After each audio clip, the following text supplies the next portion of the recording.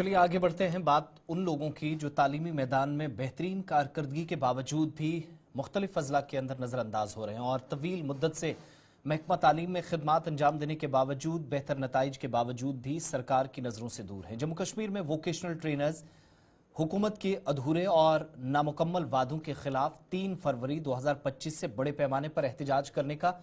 पहले से प्लान तरतीब दे चुके हैं और आज बाज़ाब्ता तौर पर इनकी तंजीम ने यह ऐलान कर दिया कि हुकूमत जिस हिसाब से काम कर रही है, शायद हुकूमती इदारों को जगाने के लिए, नींद से उठाने के लिए 3 फरवरी का एहतजाज और सड़कों पर आना लाजमी है। पेशा वाराना तरबियत दहिंदगान या वोकेशनल ट्रेनर्स जिनने ये बताया कि जम्मू कश्मीर में लेफ्टिनेंट गवर्नर मनोज सिन्हा और वज़ीर आला उमर अब्दुल्ला, जो कि उनकी रेगुलराइजेशन या मुस्तकिल पॉलिसी और मुनसिफाना सलूक के लिए एक जामे पॉलिसी बनाने के बारे में उनके साथ वादा मुसलसल किया गया था, जिसका मुतालबा हो रहा है, लेकिन बदकिस्मती से अब तक इस पर कोई गुफ्तो शनीद या किसी भी तरीके से डेलिब्रेशंस संजीदगी के साथ नहीं हुई। साथ साथ ये नौजवान ये भी कहते हैं कि बार बार यकीन दहानियों के बावजूद बशमूल इंतखाबात से पहले और बाद में वोकेशनल ट्रेनर्स के जायज मुतालबात को हल करने के लिए कोई ठोस हिकमत अमली तरतीब नहीं दी गई, ना कोई कदम उठाया गया और उनके पास शायद सड़कें ब्लॉक करने के अलावा अब कोई रास्ता या चारा नहीं बचा है। आज के वक्त में हैंड आउट जब जारी किया गया तो बताया गया कि न सिर्फ 3 तारीख को एहतजाज होगा, बल्कि पेशा वाराना तरबियत हासिल करने के बाद आला तालीम याफ्ता ये नौजवान जो शायद सरकारी असातिज़ा से बेहतर खिदमात न सिर्फ अंजाम देते हैं बल्कि बेहतर नताइज भी इनके अब तक आए हैं। अच्छे रिजल्ट्स के बावजूद भी पेशावर तरबियत याफ्ता वोकेशनल ट्रेनर्स बेरोजगारी से निपटने के लिए महारत पर मबनी तालीम फराहम करने की नौजवानों के मुस्तकबिल की तश्कील में कलीदी किरदार अदा करते हैं, लेकिन खुद का कोई मुस्तकबिल या फ्यूचर नहीं है। इसको लेकर आज भी तहफ़्फ़ुज़ात हैं। ये भी कहा जाता है कि गुज़श्ता बरसों में इनकी गैर मुतज़लज़ल और ऐसी सूरत हाल जहां पर शायद कई मरतबा तालीमी सरगर्मियां जारी रख पाना मुश्किल था, इसके बावजूद भी लगन मेहनत के साथ क्लास 9वीं, 10वीं, 11वीं और 12वीं जमात में बोर्ड के इम्तहानात में शानदार नताइज हासिल किए और असातिज़ा और तालिब इल्म का तनासुब या रेशो कम होने के बावजूद या कहीं पर ज़्यादा दबाव होने के बावजूद मुसलसल 95 से 98% नताइज अभी तक बरामद हुए हैं। लेकिन इसके बावजूद भी निज़ाम बदला, वज़ीर आला साबिका रियासत से मौजूदा यूटी तक पहुंच गए, गवर्नर से लेफ्टिनेंट गवर्नर तक पूरी यूटी पहुंच गई, निज़ाम बदला, सिस्टम बदला, तंत्र बदला, लेकिन अगर कुछ नहीं बदला तो वोकेशनल ट्रेनर्स की किस्मत या उनका मुकद्दर कह लीजिए। तालीमी निज़ाम में अहम शराकतदारी के बावजूद वोकेशनल ट्रेनर्स को बहुत ज़्यादा पछताना पड़ रहा है। तलबा को मसावात और इंसाफ के बारे में सिखाने की कोशिश मुसलसल जारी है, लेकिन इम्तियाजी सलूक का सामना है। वोकेशनल ट्रेनर्स ये भी कहते हैं कि उनके साथ तीसरे दर्जे के शहरियों जैसा सलूक किया जाता है, जबकि कम से कम उजरत वसूल करते हैं जो बुनियादी ज़रूरियात को पूरा करने के लिए नाकाफ़ी है और बहुत से लोगों को पास जिनके पास मुलाजमत की हिफाजत भी नहीं है,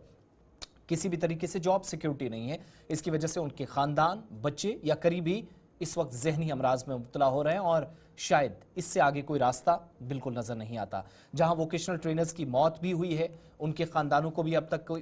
कोई मुआवजा नहीं दिया गया, जिससे उनकी हालत ज़ार मजीद बढ़ गई है। पेशा वाराना तालीम को तमाम स्टेक होल्डर्स की तरक्की के लिए डिज़ाइन किया गया था, लेकिन वोकेशनल ट्रेनर्स आगे कैसे करेंगे, क्या काम करेंगे, ये बहुत मुश्किल था। ऐसा लगता है कि जो लोग मुख्तलिफ हिस्सों के अंदर सरकारी स्कीमों को ज़मीन पर लागू करने में कलीदी किरदार अदा करते हैं, उनमें वोकेशनल ट्रेनर्स भी हैं, लेकिन कामयाब रिजल्ट्स या बेहतर नताइज के बावजूद भी सबसे ज़्यादा नज़रअंदाज दौरे हाजिर में ये हुए हैं और सरकारी स्कीमों से मुस्तफ़ीद भी नहीं। बार बार मुख्तलिफ इलाकों के अंदर ये तमाम लोग एहतजाज के लिए निकले, मुलाकातों से खाली वादों के सिवा शायद कुछ हासिल नहीं हुआ। नतीजा ये कि 3 फरवरी के बाद दोबारा एहतजाज होगा। ये ट्रेनर्स मायूसी और धोखाधड़ी का शिकार हुए हैं या हो रहे हैं, ऐसा भी महसूस करते हैं। हैंड आउट में ये लिखा गया है। बड़ी बात यह है कि रेगुलराइजेशन की कोई पॉलिसी नहीं, आर्जी है, और जब आर्जी है तब 2 तरह की मुसीबतें हैं। एक तो ना जॉब सिक्योरिटी है, दूसरा जो तनख्वाह आज से 6 या 5, 8 साल पहले चल रही थी, जो हरियाणा के अंदर,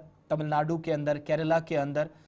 वेस्ट बंगाल के अंदर और दीगर कई रियासतों में बढ़ाई गई, मगर यहाँ पर 22 से 24 हज़ार पर आज भी गुजारा होता है, जबकि किसी तरह का ऑनरेरियम, इजाफी मुराद या फिर पेंशन इस तरह का कोई नामो निशान नहीं। और छुट्टी लेने में भी, मेडिकल लीव के लिए भी कई मरतबा इन तमाम लोगों को मुश्किलात पेश आती हैं। इससे भी अजीब व गरीब सूरत हाल ये है कि मुस्तकिल नहीं है, तनख्वाह बहुत कम और शायद सबसे बड़ी जो परेशानी इस वक्त या दौरे हाजिर में इनके लिए है, जिसको वज़ीर आला उमर अब्दुल्ला और लेफ्टिनेंट गवर्नर दूर कर सकते हैं, वो जो कंपनियों की मुदाखलत है, बाहर से आकर कंपनियां या फिर आप कह लीजिए कि आउटसोर्स करना एक बहुत बड़ी मुसीबत इनके लिए। और कंपनियां मनमर्जी से,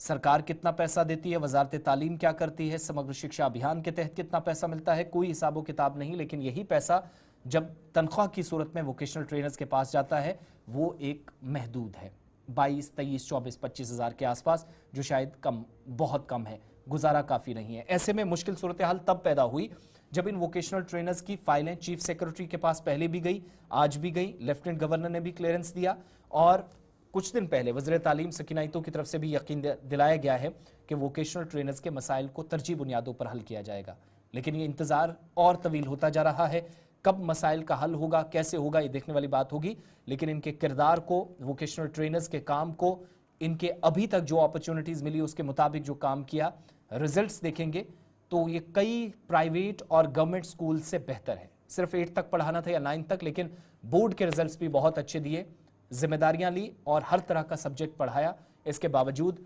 लोगों का या उनके बच्चों का मुस्तकबिल बनाने वाले खुद अपना मुस्तकबिल क्या होगा ये बताने से कासिर हैं और बार बार नजरअंदाज हो रहे हैं।